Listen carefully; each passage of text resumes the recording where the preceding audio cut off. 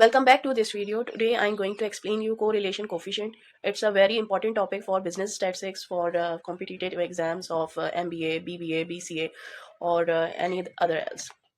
अच्छा, सबसे पहले मैं आपको ये बता दूं कि कोरिलेशन कोफिशिएंट का ये आज हम प्रॉब्लम सॉल्व करेंगे और ये कार्ल पर्सन मेथड से करेंगे।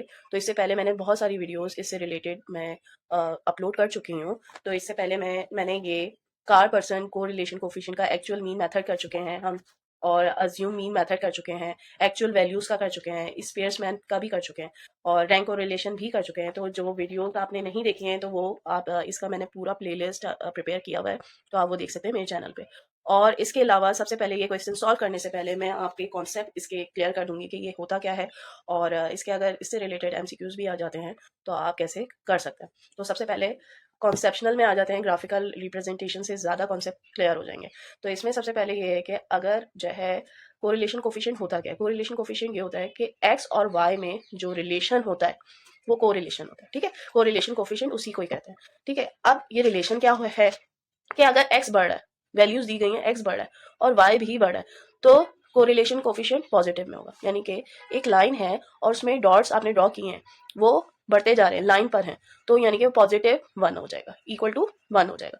और अगर एक्स बढ़ रहा है और वाई डिक्रीज हो रहा है तो हम इसे कहेंगे कि ये जो है डिक्रीज में जा रहा है, डिक्लाइन की तरफ जा रहा है, ये स्ट्रेट लाइन कह सकते हैं, और ये नेगेटिव होगा। ठीक है, कोरिलेशन कोफिशिएंट नेगेटिव में होगा।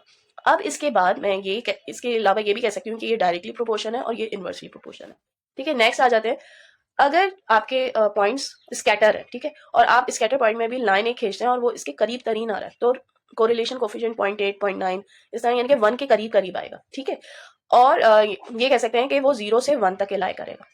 ठीक है, और अगर बहुत ज्यादा स्कैटर है, यानी कि लाइन से दूर दूर हो गए, बहुत ज्यादा दूर है, ये देखें इन दोनों में फर्क, ये दोनों में देख सकते हैं आप कि ये लाइन से करीब है और ये ज्यादा स्कैटर हो गए, दूर दूर है, तो ये उसकी वैल्यू और कम होगी कोरिलेशन कोफिशिएंट की, 0.6 हो जाएगी या 0.5 होगी, हो सकता है 0.3 हो, और स्कैटर होंगे तो 0.2 0.1 तक के भी जा सकते हैं। ठीक है, 0 से बस ग्रेटर होना चाहिए। अच्छा, अब आगे ये देखिए, 0 कब होता है, जब बिल्कुल ही स्कैटर हो। ठीक है, बिल्कुल स्कैटर है, सही है, बहुत दूर दूर है, एक्स का वाई से कोई रिलेशन नहीं है, क्योंकि एक्स जो है अगर बढ़ रहा है तो वाई पे कोई फर्क नहीं पड़ा, और वाई बढ़ रहा है तो एक्स पे कोई फर्क नहीं पड़ा, तो यानी कि इन दोनों के बीच में कोई रिलेशन नहीं है। ठीक है, मैंने आपको कॉन्सेप्शनली आपको बता दिया। अब हम क्वेश्चन की तरफ चलते हैं। क्वेश्चन कैसे सॉल्व करना है, देखें, कार्ल पर्सन मेथड मैंने आपको बहुत सारे सिखाए हैं, उनमें से आप कोई भी फॉर्मूला यूज कर सकते हैं और फॉर्मूले के थ्रू आपको टेबल ड्रॉ करना होगा। तो सबसे पहले जो मैं क्वेश्चन सॉल्व कर रही हूँ, वो मैं जो फॉर्मूला यूज कर रही हूँ वो है R is equals to n summation x y minus summation x summation y divided by root, under root होगा। ठीक है, ये ब्रैकेट में लेंगे, एन समीशन एक्स का square minus summation summation x का होल स्क्वायर से, और इसी तरह यही वाई में चेंज कर देंगे तो हमारे पास ये वाला ब्रैकेट आ जाएगा, समीशन वाई का स्क्वायर सही माइनस ब्रैकेट में समीशन वाई का होल स्क्वायर। ये फॉर्मूला मैं यूज कर रही हूँ, फिर मैं ये टेबल ड्रॉ करके आपको पूरा शो करती हूँ। अब ये देखिए, मैंने ये फॉर्मूले के रिलेटेड जो जो मुझे रिक्वायरमेंट थी, एक्स स्क्वायर वाई स्क्वायर और एक्स वाई मुझे जो है रिक्वायर्ड था, तो मैंने इसके कॉलम्स ड्रॉ कर लिए। ये एक्स का कॉलम है जो क्वेश्चन से मैंने लिया, और ये वाई का कॉलम है।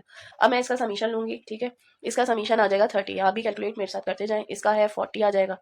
एन में ले लूंगी जो मुझे जरूरत है, इसमें फॉर्मूले में ही एन चाहिए, तो ये मेरी टोटल ऑब्जर्वेशन है 5। ठीक है, अब एक्स स्क्वायर सारे लेते जाएंगे, एक्स स्क्वायर बहुत ये आसान से नंबर्स। अब ये एक्स स्क्वायर ले लेते हैं हम, एक्स स्क्वायर है 36, 4, ये है 100, ये है 16, 64, फिर इसके बाद ये भी ले लेती हूँ मैं 121, इसका हो जाएगा 25, इसका है 64, इसका हो जाएगा 49। अब इनका समीशन ले लेंगे तो मेरे पास आ जाएगा 220 और इसका आ रहा है 340। ठीक है, और फिर एक्स वाई हम मल्टीप्लाई करेंगे इन दोनों को, 6 9 क्या हो जाएगा 54, 2 11 22, 50, 32, 56 सही। अब ये मैं इसका समीशन लूंगी तो 214 आ जाएगा। ठीक है, अब ये वैल्यूज मैं फॉर्मूले में पुट कर दूंगी। ठीक है, जो भी फॉर्मूला है ये कोफिशिएंट का, उसमें मैं ये वैल्यूज पुट कर देती हूँ। 214 माइनस 30, अंडर रूट ले लेंगे, और ये ब्रैकेट में 5, 220 माइनस 30 का स्क्वायर 40, 40 का स्क्वायर, ये अंडर रूट पूरा आएगा, ठीक है। अब आर की वैल्यू आगे हम कैलकुलेट करेंगे, जो कि इसकी आ जाएगी 1070 और ये होगा 1200, और ये अंडर रूट ले लेंगे 1100 माइनस 900 सॉरी 1700 माइनस 1600, जो कि आ जाएगा, ये देखें ये बड़ा है और ये छोटा है तो ये माइनस में आ रहा है, तो 130 हो जाएगा। और रूट में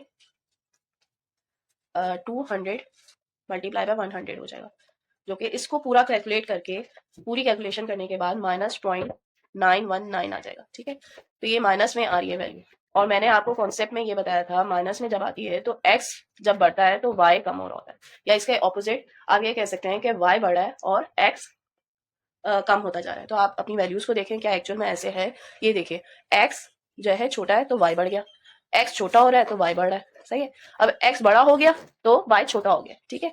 तो ये इस तरह आप वैल्यूज में भी ऑब्जर्व कर सकते हैं कि कोरिलेशन जो आपको वैल्यू दे रहा है तो एक्चुअल में ऐसा है या नहीं। तो आई होप आज का टॉपिक आपको फुली कंप्लीटली कॉन्सेप्ट क्लियर हो गए होंगे और जो है आपको पसंद आया होगा।